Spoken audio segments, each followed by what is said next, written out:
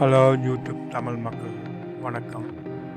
இன்று கனடாவில் நண்டு பிரியாணி சமையல் வாங்கோ பார்க்கலாம். ஹலோ வணக்கம்.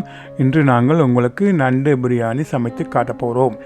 முதலில் நண்டை நன்றாக உடைத்து கழுவி துப்புரவாக வைக்க வேண்டும்.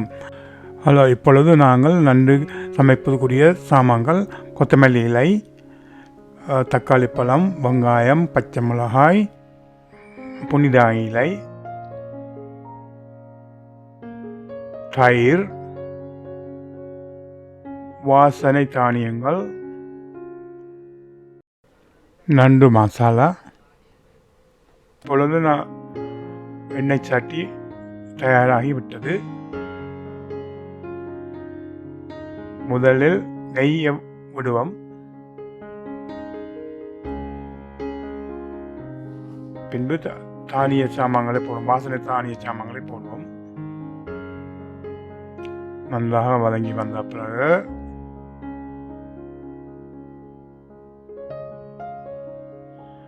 வெங்காயத்தை போடுவோம்.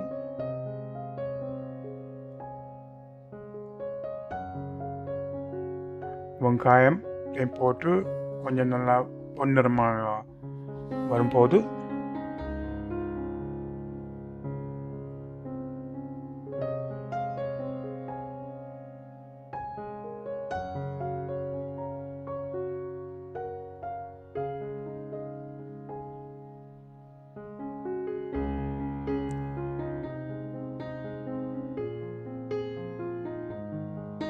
நல்லாக வதங்க விட வேண்டும்.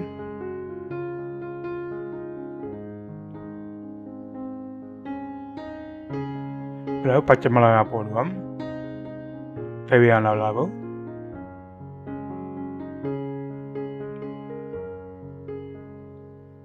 நல்லா பிரட்டி விட்டால்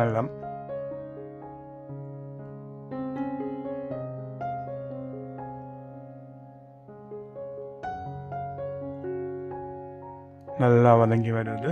இப்போ தக்காளி பழத்தை போடுவோம்.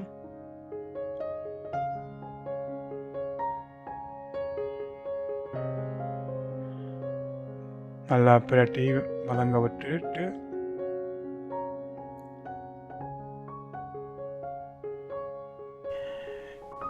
நன்றாக வதங்கி வந்து கொண்டிருக்கின்றது.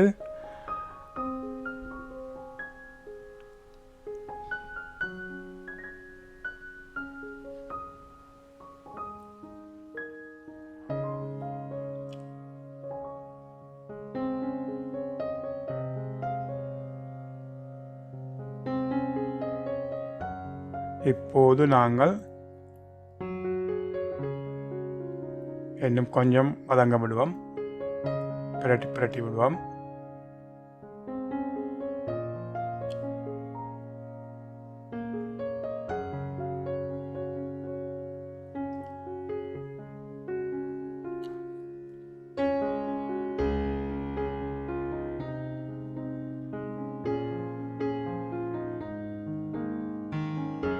நல்லாக வதங்கி கொண்டு வருது.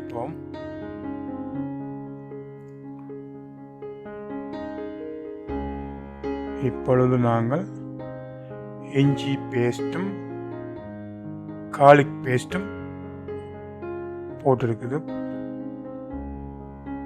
நல்லாக இனிப்பிராட்ட வேணும்.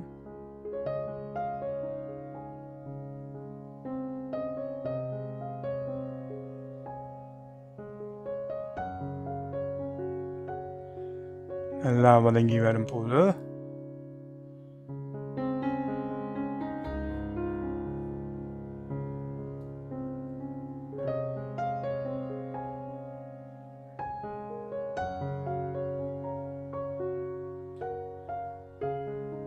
நல்ல பொன்னரமாக வந்துட்டு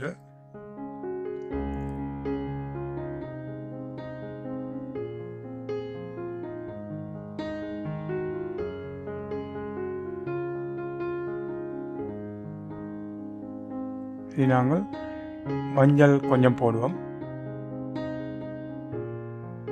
அதுக்கு பிறகு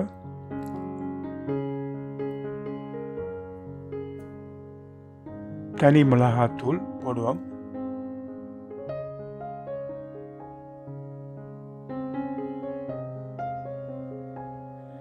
அதன் பிறகு நல்லா பிரட்டி எல்லா இடத்தையும் சேர்க்க வைக்க வேணும்.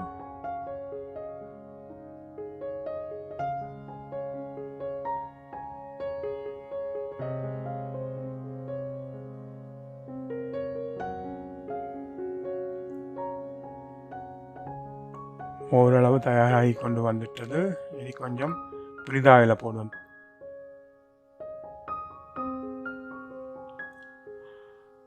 புளிதாயிலையும் கொத்தமல்லி இலையும் போடுவோம். பிறகு நாங்கள் புளிதாயில் போட வரும்.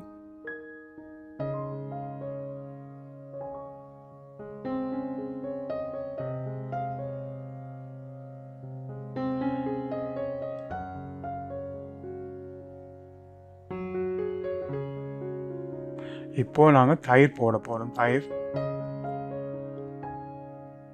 தேவையான அளவு தயிர் நீங்கள் போடலாம்.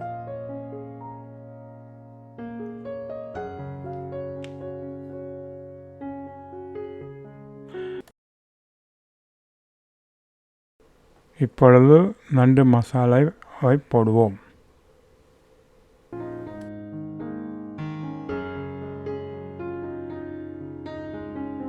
நல்லாக பிரட்டி விட வேணும். எல்லாம் நல்லா வதங்கி எல்லாம் சேர்ந்த பிறகு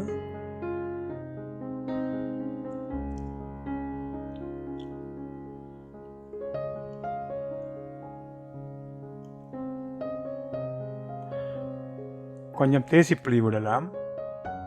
தேவையான அளவு தேசிப்புளி விடலாம்.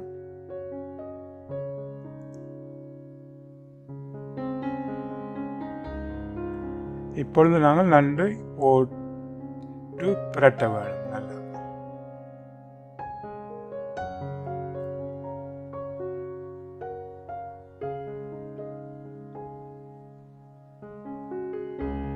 நல்லா பிரட்டினா தான் இந்த எல்லா இதுகளும் வந்து நண்டுக்குள்ள போகும்.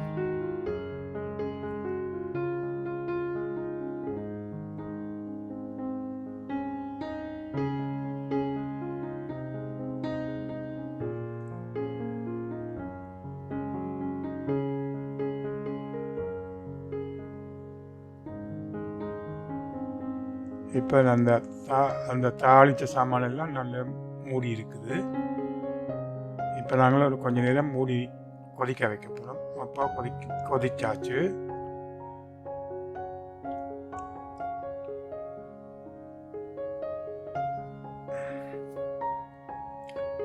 இப்போ நாங்கள் அரிசியை கழுவி போட போகிறோம். இந்த அரிசியை நீங்கள் நனைய வைக்கலாம் கொஞ்ச நேரத்துக்கு, ஒரு 10-15 நிமிஷத்துக்கு. இப்போது அரிசியை வந்து நாங்கள் இந்த பிரியாணி இந்த நண்டு ரெடியாகி இருக்கிற இடத்துக்கு நாங்கள் அரிசியை போட போகிறோம்.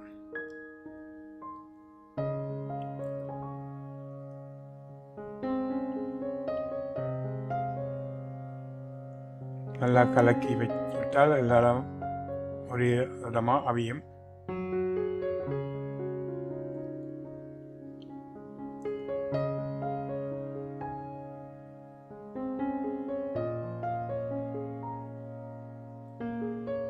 திரும்பவும் ஒருக்கா வடிவாக மூடி விட்டால் நல்லா மூடியாச்சு. மூடி திறந்து கொதிச்சு கொண்டு வருது இப்போ நண்டு பிரியாணி.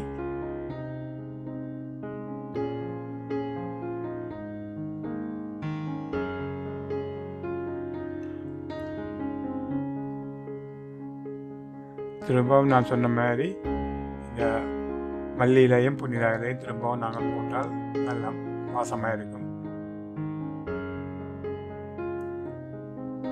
இப்போ ஓரளவு நான் அரிசியும் கொதிச்சு கொண்டு வந்துட்டது. 75% பிரியாணி ரெடி ஆகிவிட்டது.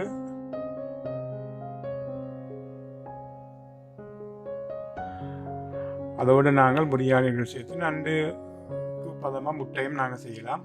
இந்த பிரியாணி தயாராகிவிட்டது.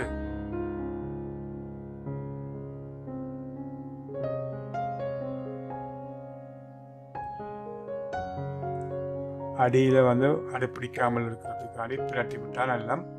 இப்போ நீங்கள் அடுப்பை குறைச்சி விடலாம். கேஸ் அடுப்போ இல்லாட்டி கூட எலக்ட்ரிக் அடுப்பையோ நீங்கள் நல்லா குறைத்து விடலாம். 95%, இப்போ 95% பிரியாணி ரெடியாகிவிட்டது. நண்டு பிரியாணி நீங்களும் சமைச்சு பார்க்கலாம் எப்படி இருக்குன்னு. இது கனடாவில் இருக்கிற எங்களோட அனாக்காவின் செய்கை முறை.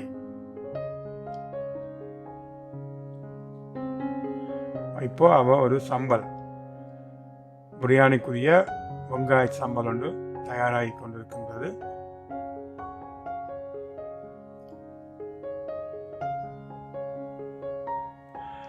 அதுக்குரிய சாமான்கள் வெங்காயம், பச்சை மிளகாய் எல்லாம் சின்னதாக வெட்டி போட்டுட்டு, பிறகு கொஞ்சம் கொத்தமல்லியிலையும் தயிரும் தேவையான போடலாம். கொஞ்சம் உப்பு, கொஞ்சம் மிளகுத்தூள் போட்டு நல்லா பிரட்டி விட்டால் சம்பல் நல்லா வாய்க்கு ருசியாக இருக்கும்.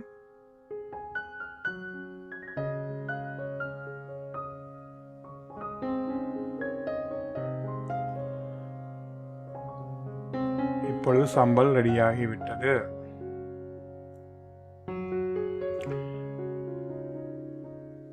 இப்பொழுது முட்டை கொதித்து விட்டது. முட்டை நன்றாக அவிந்து ரெடியாகிவிட்டது. முட்டையும்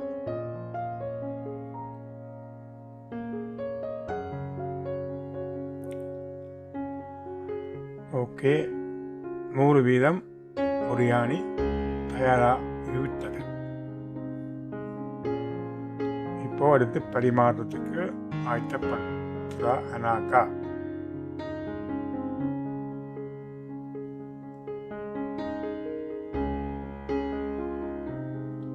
பாருங்க, ஆவி பறக்குது, வாசமான அந்த மாதிரி இருக்குது. நீங்களும் இதே முறையை பின்பற்றி செய்து பாருங்க. எப்படி இருக்குன்ட்டு நீங்கள் எங்களுக்கு கமெண்ட்ஸில் போடுங்க.